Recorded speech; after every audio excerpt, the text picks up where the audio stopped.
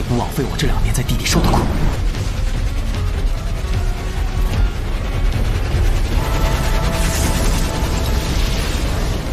如今的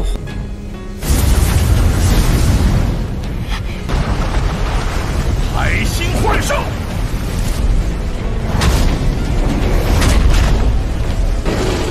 不愧是半普斗宗的强者，竟能凝聚出这么多。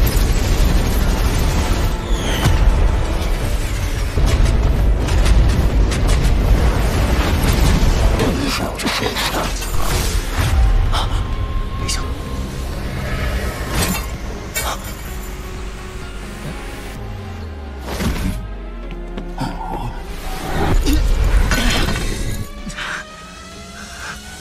又要救我，又对我这么不客气，这要是这家伙突然出现，韩风这个混蛋现在恶心。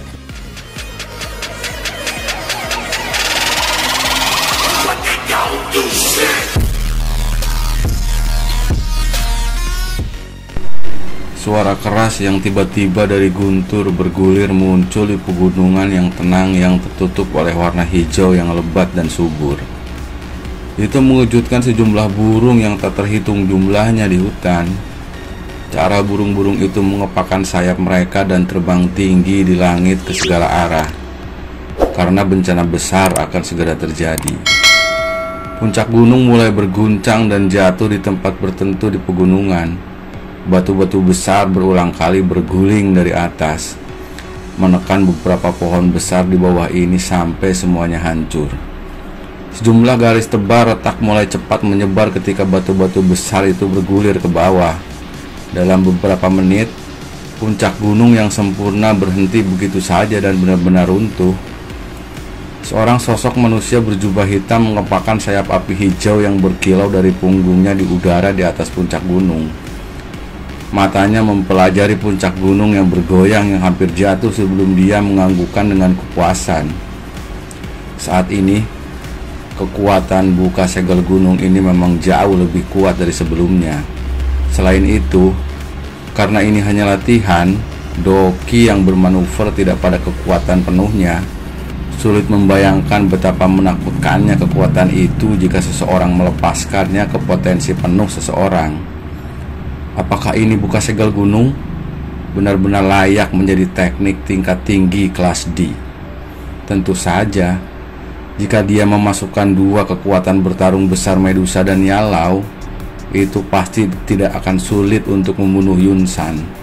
Sayangnya, Xiaoyan tidak memiliki kepercayaan diri untuk meyakinkan Medusa untuk membantunya melawan Yunsan. Yalau mungkin saat ini memiliki kekuatan untuk bersaing dengan seorang elit Dozong, tetapi siapa yang bisa menjamin apakah sekte Mystic Cloud akan memiliki orang yang super kuat yang tersembunyi? Dari apa yang dikatakan Xiaoli, sudah jelas bahwa sekte Mystic Cloud berkolaborasi dengan Aula Jiwa. Oleh karena itu, Xiaoyan harus merencanakan yang terburuk. Jika terjadi kecelakaan yang akan mencegah Yalau berpartisipasi dalam pertarungan, Xiaoyan harus mampu melawan Yunsan secara mandiri. Oleh karena itu, ia perlu mengaktifkan dirinya untuk memiliki kekuatan untuk membunuh Yunsan. Yalau mengangguk sedikit saat dia melihat wajah Xiaoyan yang perlahan menjadi serius dan dingin. Daerah yang semula terpencil jauh di dalam pegunungan yang tidak jauh dari Akademi Batin, yang biasanya hampa dari semua orang, memiliki cukup banyak figur manusia yang berkumpul pada saat ini. Banyak tatapan dilemparkan pada pria berjubah hitam yang tersenyum di depannya. Suasananya yang sedikit sunyi terus berlama-lama karena perpisahan akan segera terjadi. Apakah kamu memutuskan untuk pergi hari ini? Sukian memandang Xiaoyan di depannya dan menghela nafas. Hehehe, masalah kakak kedua sudah terselesaikan. Sudah saatnya aku pamit. Xiaoyan mengangguk sedikit. Tatapannya perlahan menyapu wajah-wajah yang dikenalnya di area pegunungan terpencil ini. Ayo pergi. Mereka berempat mengangguk sedikit ketika mereka mendengar suara Xiaoyan. Mereka segera menangkupkan tangan mereka ke semua orang dengan sayap doki mereka secara bertahap muncul di pegunungan mereka. Sayap mereka mengepak dan tubuh mereka perlahan naik ke langit. Xiaoyan, berhati-hatilah. Jangan sembrono. Jika kamu menemui masalah. Xiao Yu akhirnya tidak bisa menahan diri untuk melangkah maju. Dia berbicara dengan mata memerah ketika dia melihat Xiaoyan memanggil sayap api hijau giok yang indah. Keke, santai. Aku akan mengirim seseorang untuk memberitahu kamu semua. Setelah aku menyelesaikan masalah dalam kekaisaran Jiama. Xiaoyan tersenyum dan mengangguk. Dia segera membalikkan tubuhnya dengan cara yang gagah dan mengepakkan sayap apinya.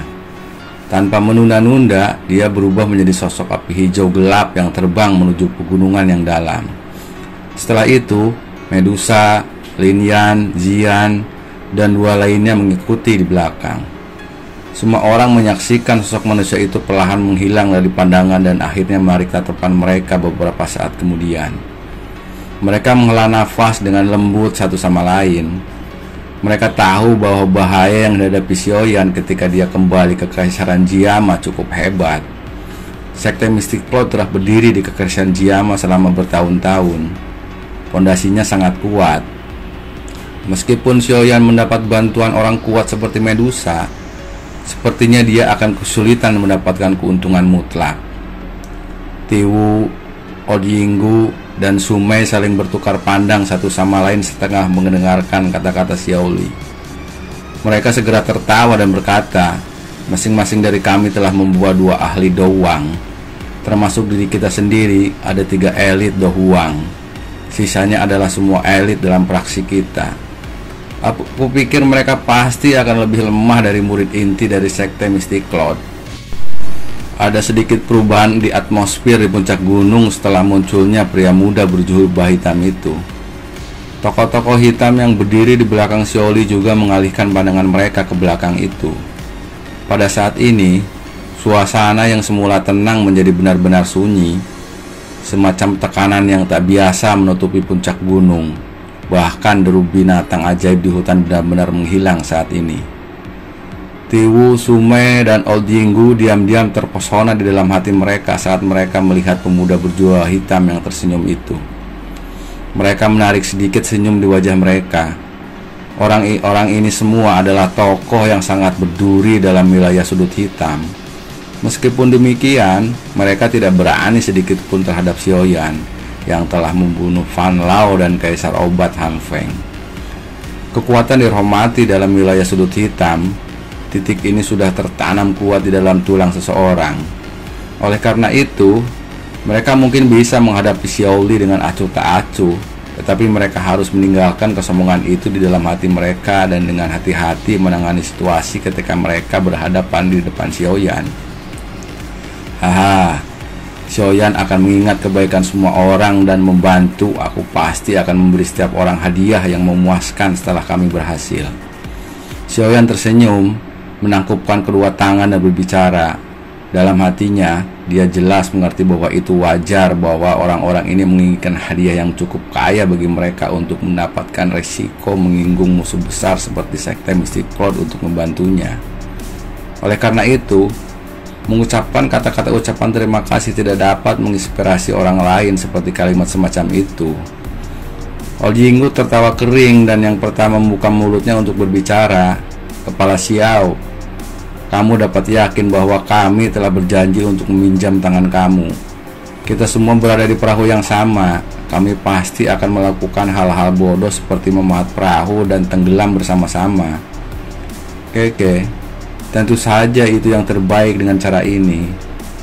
Setelah masalah ini berhasil, Xiaoyan pasti akan menyerahkan hadiah yang kamu semua inginkan. Tidak akan ada keterlambatan apapun. Senyum hangat sesekali lagi muncul di hadapan Xiaoyan saat dia perlahan berbicara setelah mendengarkan ini. Mereka bertiga menemani Xiaoyan dengan senyum ketika mereka melihat wajah-wajah terakhir berubah secepat membalikan buku. Namun, mereka diam-diam mengklik lidah mereka di dalam hati mereka. Dengan cara apa orang ini bertindak seperti berusia 20 tahun lebih ketika dia berurusan dengan masalah. Dia hampir tidak berbeda dari rubah tua yang berkeliaran selama setengah hidup mereka. Ada 3 sosok manusia yang duduk di aula yang dijaga ketat di rumah besar klan Vimer yang terletak di ibu kota Kekaisaran Jiama. Kakak Xiaoding, kamu bisa memanggilku Yafei. Alasan utama bagi aku untuk segera memanggil Hai Tua dan Xiaoding adalah karena aku telah menerima kabar buruk. Jari Yafei yang halus ditekan lembut di atas meja saat dia merajut alisnya sedikit dan berkata, menurut informasi, Sekte Mystic Cloud saat ini memiliki aktivitas yang cukup besar. Terakhir kali Sekte Mystic Cloud memiliki aktivitas adalah ketika menyerang klan Xiao. Kali ini sama saja. Aku pikir tujuan mereka cukup besar. Sementara dia menyebutkan bagian tentang menyerang klan Xiao, tatapan Yafei juga dengan lembut melayang ke arah Xiaoding yang duduk di kursi roda. Namun, yang terakhir tidak menunjukkan gerakan sedikit pun. Dia masih mempertahankan ekspresinya seperti senyuman. Cara itu seolah-olah masalah klan Xiao yang hampir dibasmi saat itu tidak memiliki hubungan sedikit pun dengannya. Di aula terpencil di gunung belakang Sekte Mystic Cloud, suara pintu yang dibuka tiba-tiba terdengar di dalam aula besar yang luas. Segera, pintu yang tertutup rapat itu perlahan terbuka dan seutas cahaya bulan mengikuti celah itu dan menyebar ke aula. Akhirnya, itu melilit wanita berpakaian putih seperti lapisan perak samar, benang yang menyebabkan yang terakhir menjadi seperti peri di langit yang dipenuhi dengan perasaan ringrat yang halus dan sulit digambarkan. Sosok tua perlahan masuk setelah pintu terbuka. Akhirnya, langkah kakinya berhenti di tempat yang tidak jauh dari wanita berpakaian putih itu. Dia berbicara dengan senyuman lemah. Yun-er, apakah kamu masih marah dengan guru? Wanita berpakaian putih itu perlahan membuka matanya yang tertutup rapat ketika dia mendengar suara lama itu. Murid-murid yang seperti permata itu mengemukakan pesona yang tidak biasa di bawah pantulan cahaya bulan, membuat wajah yang mulia, halus, acuh tak acuh, cantik, menyebabkan seseorang merasa rendah hati. Wajah familiar ini mewujudkan pimpinan dari Sekte Mystic Cloud saat itu, Yun. 3 tahun tidak meninggalkan jejak sedikit pun di wajahnya. Sebaliknya, aura mulia menjadi semakin kaya karena diseduh oleh waktu. Namun, di bawah bangsawan itu menyembunyikan sedikit kedinginan yang dia tidak miliki saat itu. Awan-awan dengan malas menggantung di langit biru yang tak berujung. Hanya angin bertiup sesekali yang menyebabkan sedikit pergeseran. Sinar matahari tersebar dari lapisan awan dan mendarat di pegunungan dan perbukitan itu, memberi mereka kehangatan ekstra. Suara ombak bertiup angin liar tiba-tiba muncul di langit sunyi. Segera, beberapa titik kecil berwarna hitam muncul di ujung langit. Sesaat kemudian, titik-titik hitam itu melayang bersama angin sebelum berubah menjadi 10 binatang ajaib yang terbang yang memancarkan aura ganas. Mereka membawa raungan rendah saat mereka mendesing. Seorang pemuda berjubah hitam duduk bersila di atas kepala raksasa binatang ajaib tersebut. Sebuah doki hijau samar muncul di tubuhnya, menghalangi angin liar yang bertiup ke arahnya dari depan. Dia sendiri bisa masuk ke mode latihan tanpa gangguan apapun. Latihan pria muda berjubah hitam itu berlanjut untuk waktu yang lama sebelum matanya bergerak sedikit. Dia segera membuka tatapannya menyapu tanah yang sangat kecil di bawahnya. Dia menoleh dan bertanya kepada orang-orang di belakangnya, "Di mana kita sekarang?" Mendengar kata-kata Xiaoyan, Xiaoli yang telah mengobrol dan tertawa dengan Lin Yan dan lainnya memalingkan kepalanya. Dia dengan cepat mengambil peta dari cincin penimpanannya dan tersenyum saat dia berkata, "Kami berada di sebuah negara kecil bernama Wanyan. Tempat ini sudah sangat jauh dari wilayah sudut hitam. Menurut kecepatan kami harus bisa sampai batas kekaisaran Jiama dalam waktu 1 bulan lagi." Tiba-tiba suara angin deras muncul di depan mereka seperti Xiaoyan dan Xiaoli sedang bercakap-cakap. 2 angka dengan cepat bergegas. Akhirnya mereka naik ke grup Tiger Eagle Beast Xiaoyan ini. Xiaoyan agak tertegun ketika menerima kotak giok. Dia membukanya satu persatu dan kejutan di matanya segera menjadi lebih padat. Dia bergumam, "Ini Jet Dragon Saliva, Ganoderma dingin ekstrim. Bahan-bahan obat ini Dari mana kamu mendapatkannya? Itu sedikit mengherankan Xiaoyan. Beberapa bahan obat ini kebanyakan adalah mereka yang haruskan memperbaiki pil pemulihan jiwa. Xiaoyan telah menyebutkan pil ini kepada Medusa saat itu. Itu tidak terduga bahwa beberapa bahan obat yang sulit ditemukan di Bela Sudut Hitam sebenarnya akan ditemukan di perjalanan oleh gadis kecil ini, Jian. Jian alami memiliki kemampuan khusus untuk merasakan aroma obat spiritual ini. Kelompok Xiaoyan semakin dekat ke tujuan mereka setelah 2 bulan terbang yang panjang. Waktu mengalir di tengah terbang yang membosankan ini. Zengui Pass. Senyum perlahan membeku di wajah Xiaoyan saat pandangannya menyapu ke arah garis luar benteng besar di cakrawala yang jauh. Tawa keras bergulir seperti guntur di langit. Namun, biasanya hampir tidak ada orang di lokasi ini. Kalau tidak, dia pasti akan menarik tatapan dari sejumlah orang yang tak terhitung jumlahnya. Orang-orang di 10 binatang terbang menyaksikan Xiaoyan yang jarang melupakan dirinya sendiri saat mereka melemparkan tatapan terkejut mereka. Ini adalah pertama kali mereka melihat Xiaoyan, orang yang selalu tersenyum hangat dan tidak pernah tampak bingung, melupakan dirinya sendiri. Apakah tempat ini kekaisaran Jiama? Lin Yan dan yang lainnya berdiri di depan agak ingin tahu. Tatapan mereka memandang ke arah benteng yang sangat jauh dan bertanya. Xiaoyan melambaikan tangannya saat mereka secara perlahan mendekati benteng ini. Binatang ajaib di langit segera berhenti. Semua tatapan menyapu ke arah sosok pria muda yang membawa penguasa berat di depannya. Mereka setidaknya 1000 meter dari tanah dan orang-orang di bawahnya mungkin hanya akan melihat sedikit bintik-bintik hitam kecil. Jika mereka melihat ketinggian seperti dari bawah, namun dengan penglihatan Xiaoyan, dia bisa dengan jelas menyerap semua aktivitas di tanah ke matanya. Tatapan Xiaoyan menyapu karakter merah terang di gerbang benteng. Nama akrab menyebabkan seluruh tubuh Xiaoyan muncul seolah-olah diisi dengan listrik. Perasaan mati rasa menggeliat di dalam darahnya. Zengui Pass. Sudah 3 tahun sejak mereka berpisah. Mungkin ada sedikit perubahan di kota, tetapi orang-orang sudah berubah secara drastis. Xiaoyan menghela napas lembut saat dia berbisik. Saudara ketiga, tampaknya ada sesuatu yang salah. Zengui Pass. Ini sepertinya agak terlalu sepi hari ini. Menurut apa yang aku tahu, ini adalah benteng terbesar dalam jarak 50 km dari tempat ini. Akan ada hiruk pikuk bahkan di malam hari.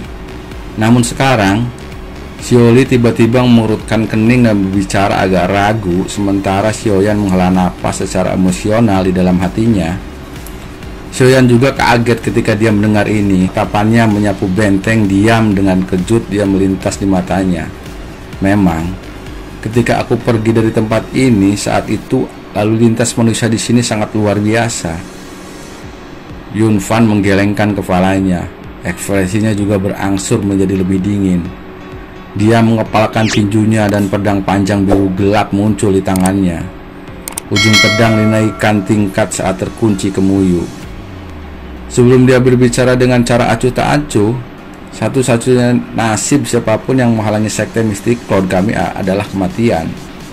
Karena kamu tidak menyerah, jangan menyalahkan aku yang lama karena tidak kenal ampun.